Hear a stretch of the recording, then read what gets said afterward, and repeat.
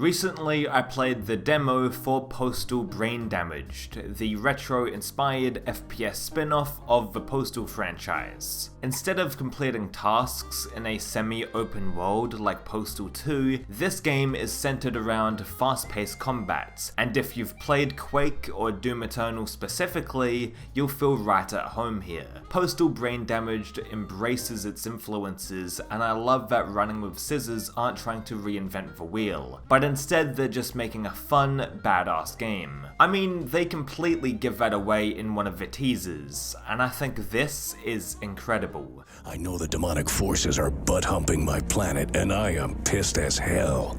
I grabbed my super-duper shotgun and exactly 3 out of 6 available shells. That's not enough, but that's okay. I also have my trusty wrist blade. Then I put on my iconic helmet. As the portal leading to Earth's surface powers up, I feel my huge dick pushing against the inside of my suit of tech armor. I'm ready. I reload my gun, and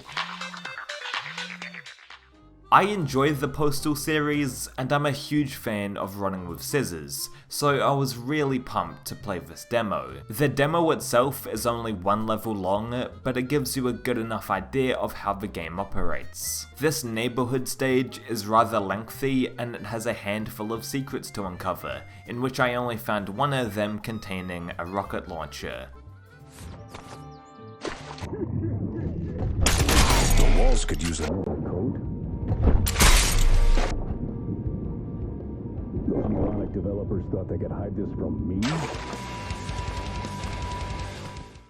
I love the blend of old school FPS level structure of shooting high amounts of enemies and finding keys to open more parts of a level, and also classic Postal design where you have the freedom to go inside people's houses, piss all over the walls, and kill any NPC you want. I thought that this game was just going to be arena after arena, and I'm happy to report that this game takes more cues from Doom, Shadow Warrior, and Blood, rather than games like Serious Sam or Doom Eternal. Now I like both of those games, but I prefer the 90s shooters any day of the week, and I'm glad that Postal Brain Damaged is adopting that level design approach more. That being said, Postal Brain Damaged is still heavily inspired by Doom Eternal, right down to the shotgun you get later on in the demo featuring a meat hook attachment.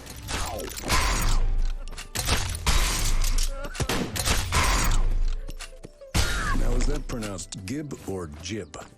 The meat hook in Postal doesn't give you the same airtime as the one found in Doom Eternal, but hooking onto enemies and blowing them away with the super shotgun as the Postal dude is still fucking awesome. The first weapon that you were given in the demo though is the shovel, which has saw blades rigged up to it and can easily cut through the NPCs in the neighborhood.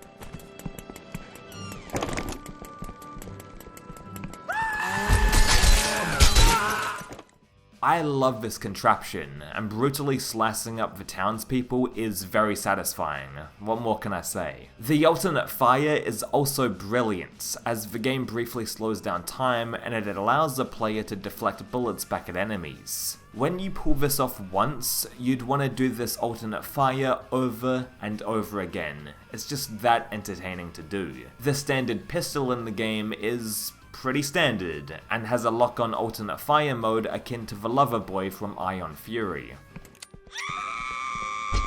The walls could use another coat.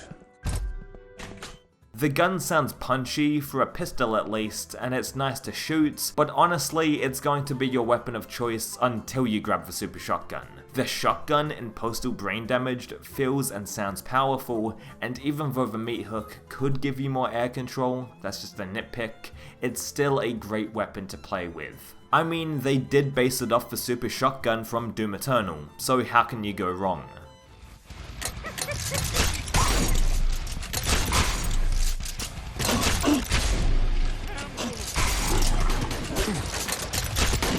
What was this game rated again?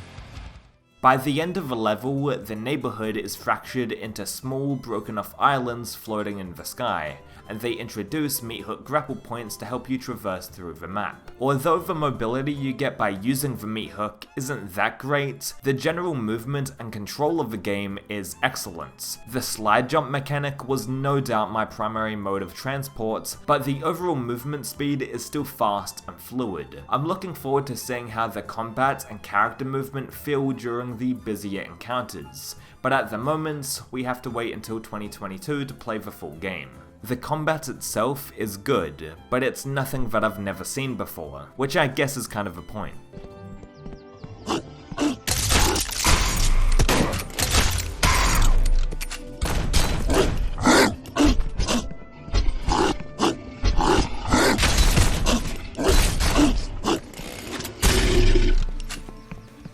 Aside from the standard FPS weapons and objects, of course all of the Postal tropes are here as well. You can smoke some crack for a health boost, you can raid people's homes for loot, you can piss, and I love how there's even a power up that makes your piss have a fire effect.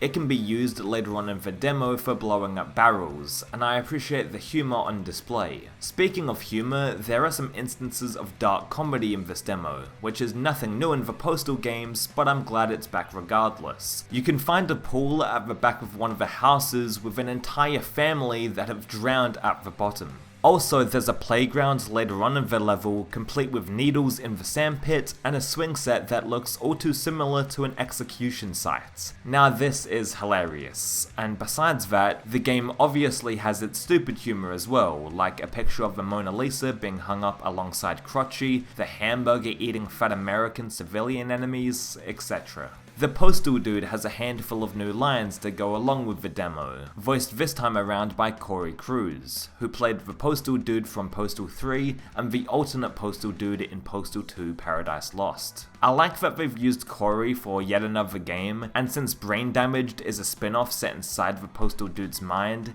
this decision makes perfect sense. The level design, from the one level that I've actually played, is rather straightforward. Figuring out where to go was never an issue, in this level at least, because it's just a direct path up the hill. Doors that require keys are very clear to the player, and the actual key locations are sometimes literally signposted in the level. This is actually a very good use of the environments, and I'm excited to see how complicated the key hunts get in the other levels. While finding your way through a level is pretty easy, there are still plenty of secrets to uncover, and again, like I said, I only found one after a decent search. This is a great thing, and it elevates the replayability of Postal Brain Damaged. Overall, I am buzzing for this game, and it's interesting to see Running with Scissors experiment with the Postal property more. Postal was initially a top-down shooter, then it became known for being a semi-open world FPS, and now it's reinventing itself again with the spin-off by being a retro-inspired shooter,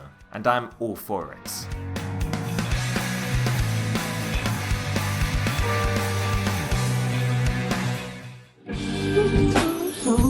What do I know? Spend a night hitchhiking, where will I go? I can fly with my eyes closed, but it be kinda hard to see, there's no surprise though. I ain't hiding, I don't know my feet when I be blind.